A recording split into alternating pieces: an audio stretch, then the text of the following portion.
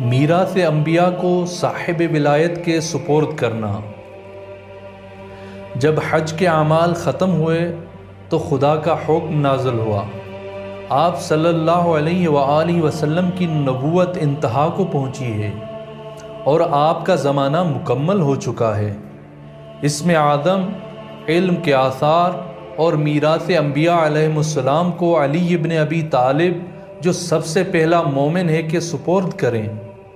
میں زمین کو کسی ایسی ہستی جو میری ولایت کی پہچان ہو اور پیغمبر کے بعد لوگوں پر حجت ہو سے خالی نہیں چھوڑ سکتا۔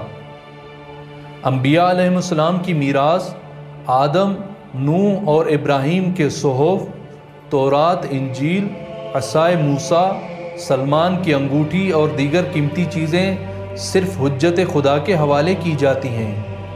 یہ متبرک چیزیں گزشتہ انبیاء علیہ السلام سے چل کر پیغمبر اکرم صلی اللہ علیہ وآلہ وسلم تک پہنچیں اور آن حضرت صلی اللہ علیہ وآلہ وسلم ان کے محافظ تھے، اور اب انہیں آن حضرت کے وصی اور جانشین کے سپرد ہونی چاہیے تھیں۔ پیغمبر اکرم صلی اللہ علیہ وآلہ وسلم نے ایک خصوصی مجلس کا اہتمام کیا اور حضرت علی کو بلایا اور الہی امانتوں کو ان کے سپرد کیا۔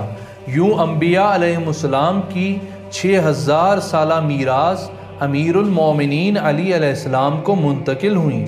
پھر یہ میراث ہر پہلے امام سے دوسرے امام کے پاس پہنچی اور ابھی حضرت حجت حق بقیت اللہ کے مبارک ہاتھوں میں ہے۔